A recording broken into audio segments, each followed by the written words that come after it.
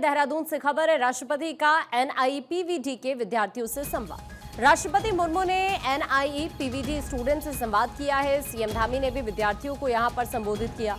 उत्तराखंड के राज्यपाल ने भी यहां पर संबोधित किया। दरअसल national institute for the empowerment of persons with visual disabilities के स्टूडेंट्स को राष्ट्रपति ने यहां पर संबोधित किया और कार्यक्रम की ये तस्वीर हम आपको दिखा रहे हैं। 3 दिवसीय ये राष्ट्रपति का दौरा है और आज भी कई कार्यक्रमों में उन्होंने शिरकत की, यहां विद्यार्थियों से संवाद किया।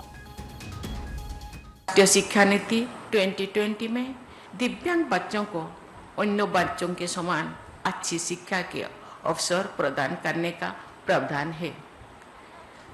सुगम्य भारत अभियान के माध्यम से सरकार दिव्यांगजनों के सशक्तिकरण और समान भागीदारी के लिए प्रयत्नशील है।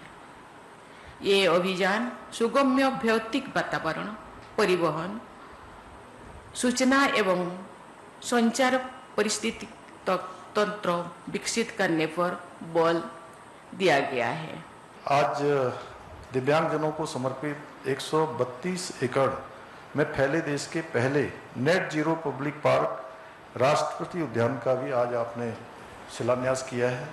वर्ष 1958 को आज ही के दिन उड़ीसा राज्य के मयूरगंज जिले में अत्यंत साधारण परिवार में जन्मी आदरणीय राष्ट्रपति महोदया ने अनेक कठिन परिस्थितियों और सीमित संसाधनों के बावजूद शिक्षा के क्षेत्र में उल्लेखनीय उपलब्धियां हासिल की। आपका संघर्षशील जीवन, सरल स्वभाव एवं विनम्र आचरण हम सभी के लिए प्रेरणा का अनुपम स्रोत है।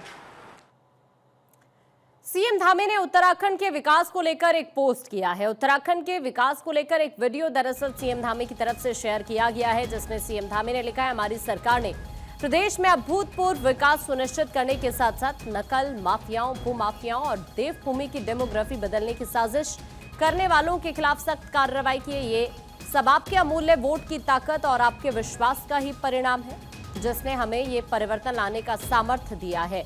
एक वीडियो शेयर करते हुए वीडियो के कैप्शन में सीएम धामी की तरफ से उत्तराखंड के विकास को लेकर ये बातें लिखी गई हैं।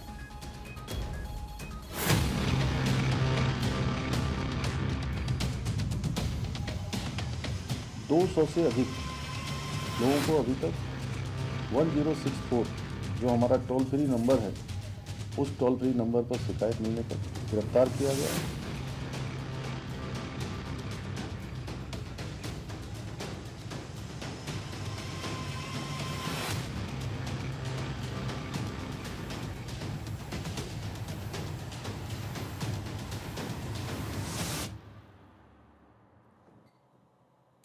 उत्तराखंड में कावड़ मेले को लेकर तैयारी तेज हो गई है। हरिद्वार पुलिस ने मंगलौर में मुजफ्फरनगर पुलिस के साथ इंटर स्टेट बैठक की है। इस बैठक में दोनों ही जिलों के पुलिस अधिकारी भी शामिल हुए। बैठक में कावड़ मेले के दौरान ट्रैफिक व्यवस्था और रूट डायवर्जन समेत मुख्य कार्यक्रम के दौरान पुलिस ड्यूटी और ट्रैफिक को सुचारू रूप से चलाने को लेकर चर्चा की गई।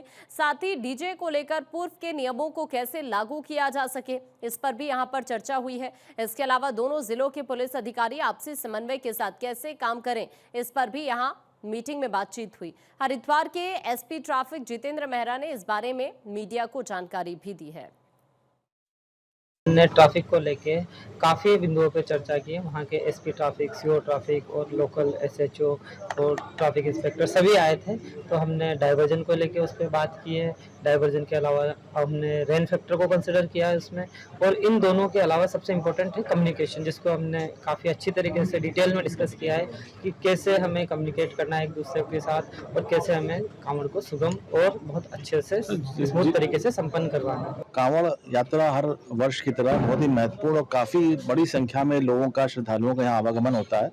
तो जो जनपद हरिद्वार को जो फीड देने वाले ज़िले हैं, उनमें सबसे महत्वपूर्ण ये उत्तर प्रदेश के जो पश्चिमी ज़िले हैं, उनके यहाँ से ही सब पास होकर के और यहाँ हरिद्वार में कांवड़ियों की संख्या आती है। इसको लेकर के आज हम लोगों की बहुत बृहद तरीके से बैठक हुई, जिसमें एसपी ट्रैफिक हरिद्वार और बाकी अन्य जो अधिकारी हैं उनके साथ एक समन्वय बैठक थी, जिसमें हमें कहाँ से डाइवर्ट करना, कहाँ से भीड़ को आने के लिए फीड देनी है और उसके अलावा और भी कई जगह जहाँ पर हमें संयुक्त रूप से चौकी बनानी है। उत्तराखंड और उत्तर प्रदेश के जो ज़िले हैं पश्चिमी उत्तर प्रदेश के, उनके एक चौकी क्षेत्र को हम संयुक्त रूप से चौकी बना करके दोनों की फोर्स के साथ वहाँ चेकिंग कराएंगे। कोटद्वार में केंद्रीय विद्यालय में प्रवेश प्रक्रिया शुरू हो चुकी है। 2025-26 सत्र के लिए कक्षा 1 से 5 पे प्रवेश प्रक्रिया शुरू कर दी गई है। इसके लिए अंतिम तिथि 25 जून है। आपको बता दें कि 10 जून को केंद्रीय विद्यालय संगठन के संयुक्त आयुक्त दीपेश गहलोत ने कोटद्वार में केंद्रीय विद्यालय शुरू करने संबंधी आदेश जारी किए थे। उधर केंद्रीय विद्यालय में अपने बच्चों के एडमिशन को लेकर अभिभावकों में खुशी देखने को मिली। कोटद्वार में शुरू हुए केंद्रीय विद्यालय को भाबर क्षेत्र के किशनपुरी इंटर कॉलेज के परिसर में संचालित किया जा रहा है।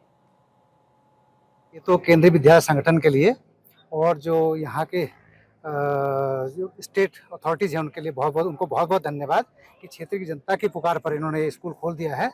यहाँ बच्चे के सर्वांगीण विकास के लिए ये केंद्रीय विद्यालय जाने जाते हैं। मैं अपने भाई के साथ रहती हूँ यहाँ देहरादून में। जब से मेरे हस्बैंड खत्म हुए तब से मैं यहीं शिफ्ट हो गई हूँ। इससे पहले मेरे बच्चे वहीं पढ़ते थे केंद्रीय विद्यालय स्कूल में देहरादून में। तो जब से यहाँ पे खुला है, अगर पिछले साल खुला तो डायरेक्ट ट्रांसफर हो जाता, पर नहीं खुला था। इस बार खुला है तो ट्राई कर रही हूँ। मेरी लड़की 4th में जाएगी और लड़का मेरा 1st में जाएगा। उपयुक्त जो दस्तावेज है उसकी सूची बाहर लगाई जा चुकी है और पेरेंट्स को या अभिभावकों को हम लोग लगातार उनका मार्गदर्शन भी कर रहे हैं, क्योंकि ये नए क्षेत्र में ही एक तरीके से केबी का शुभारंभ हुआ है। बेसिकली जो क्लास 1 to 5 के लिए मेन दस्तावेज है उसमें एड्रेस प्रूफ चाहिए। उसमें अगर कोई जाति से संबंधित है, SC ST या OBC नॉन क्रीमी लेयर से, उसका सर्टिफिकेट चाहिए और एड्रेस प्रूफ चाहिए। और अगर आर्मी के हैं, भारत सरकार के कर्मचारी है, स्टेट गवर्नमेंट के कर्मचारी है या किसी भी विभाग में, सरकारी विभाग में कार्यरत है, तो उसका सेवा प्रमाण पत्र भी चाहिए होता है। उत्तरकाशी के मोरी विकास खंड के एक गांव में दीवार गिरने का मामला सामने आया है। बताया जा रहा है कि ग्राम ओडाटा तोक के गुर्जर बस्ती की दीवार गिरने से एक ही परिवार के 4 लोगों की दर्दनाक मौत हो गई। घटना की सूचना के बाद राजस्व और SDRF और पुलिस की टीम मौके पर पहुंची। स्थानीय लोगों के मुताबिक गुलाम हुसैन के मकान की दीवार अचानक से गिर गई, जिसमें गुलाम हुसैन समेत परिवार के 4 लोगों की जान चली गई। वहीं मामले को लेकर प्रशासन की टीम अभी फिलहाल जांच पड़ताल कर रही है।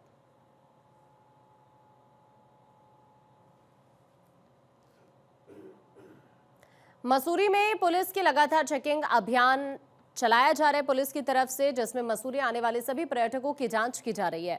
वहीं दोपहिया वाहनों की चेकिंग के दौरान लाइसेंस और कागजात की भी जांच की जा रही है। इस दौरान पुलिस ने कार के शीशे में लगी काली फिल्म को निकाला और कानूनी कार्रवाई की चेतावनी भी यहां पर दी गई।